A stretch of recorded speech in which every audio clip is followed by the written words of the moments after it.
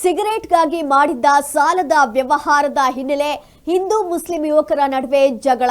ಗದಗ ಜಿಲ್ಲೆಯ ಶಿರಾಟಿ ಪಟ್ಟಣದಲ್ಲಿ ಒಂದು ಘಟನೆ ನಡೆದಿರುವಂತದ್ದು. ಸಿಗರೇಟ್ಗಾಗಿ ಮಾಡಿದ್ದ ಸಾಲದ ವ್ಯವಹಾರದ ಹಿನ್ನೆಲೆಯೊಂದು ಜಗಳ ನಡೆದಿರುವಂತದ್ದು. ಹಿಂದೂ ಹಾಗೂ ಮುಸ್ಲಿಂ ಯುವಕರ ನಡುವೆ ಒಂದು ಜಗಳ ನಡೆದಿದೆ. ಗದಗ ಜಿಲ್ಲೆಯ ಶಿರಾಟಿ ಪಟ್ಟಣದಲ್ಲಿ ಒಂದು ಘಟನೆ ನಡೆದಿರುವಂತದ್ದು. ಅಬ್ದುಲ್ ಎಂಬಾತನ ಅಂಗಡಿಯಲ್ಲಿ ದೇವಪ್ಪನಿಂದ ಸಾಲ ತೆಗೆದುಕೊಳ್ಳಲಾಗಿತ್ತು. 2500 ರೂಪಾಯಿ ಸಿಗರೆಟ್ ಹಾಗೂ ಟೀ ಸಾಲವನ್ನ ದೇವಪ್ಪ ಮಾಡಿದ್ರು. ಸಾಲ ತೀರಿಸು ಅಂದಿದ್ದಕ್ಕೆ ದೇವಪ್ಪ ಹಾಗೂ ಅಬ್ದುಲ್ ನಡುವೆ ಜಗಳ ನಡೆದಿದೆ. ದೇವಪ್ಪನ ಮೇಲೆ ಮನಸೋ ಇಚ್ಛೆ ಹಲ್ಲೆ ಮಾಡಿರುವಂತಹ ಆರೋಪ ಕೂಡ ಕೇಳಿ ಬರ್ತಾ ಇದೆ. ಪ್ರಶ್ನೆ ಮಾಡಲು ಹೋದ ಸ್ನೇಹಿತರ ಮೇಲೆ ಕೂಡ ಹಲ್ಲೆಯನ್ನ ನಡೆಸಲಾಗಿದೆ. ಗಲಾಟೆಯಲ್ಲಿ ಎರಡೂ ಕಡೆಯ 6 ಜನಕ್ಕೆ ಗಾಯಗಳಾಗಿದೆ. ಗಾಯಾಳುಗಳು ಗದಗ ಜಿಮ್ಸ್ ಆಸ್ಪತ್ರೆಗೆ ದಾಖಲು ಆಗಿದ್ದಾರೆ. ಪೊಲೀಸರ ಮುಂದೆಯೇ ಹೊಡೆದಾಡಿಕೊಂಡಂತಹ ಯುವಕರು ಗಲಾಟೆ ನಿಯಂತ್ರಣ ಮಾಡಲು ಪೊಲೀಸರು ಕೂಡ ಹರಸಾಹಸವನ್ನ ಮಾಡುವಂತಹ ಪರಿಸ್ಥಿತಿ ಇಲ್ಲಿ ನಿರ್ಮಾಣವಾಗಿಬಿದೆ.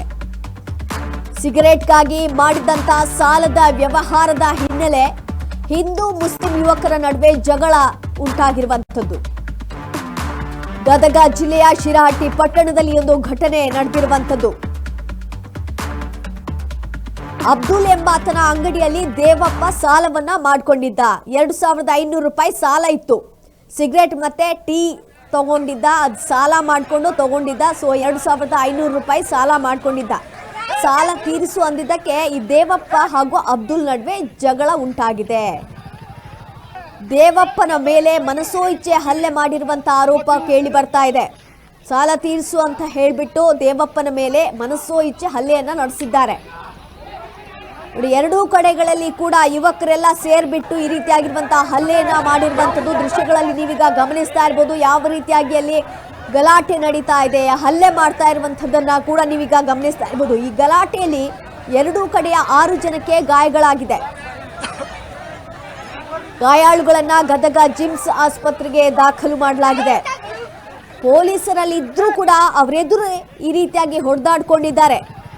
ಈ ಗಲಾಟೆಯನ್ನ ನಿಯಂತ್ರಣ ಮಾಡೋದಕ್ಕೆ ಪೊಲೀಸರು ಕೂಡ ಅಲ್ಲಿ ಹರಸಾಹಸವನ್ನ ಮಾಡುವಂತ ಪರಿಸ್ಥಿತಿ ನಿರ್ಮಾಣವಾಗಿದೆ. ಅಷ್ಟೊಂದು ಅವರು ವಿಪರೀತಕ್ಕೆ ಗಲಾಟೆಯನ್ನ ಮಾಡ್ತಾ ಇದ್ರು.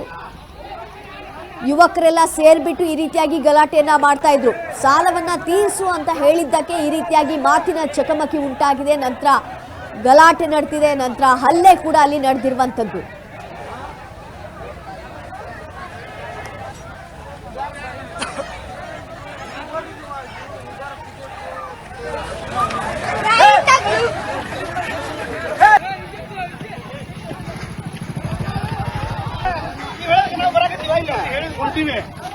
ಮತ್ತೆ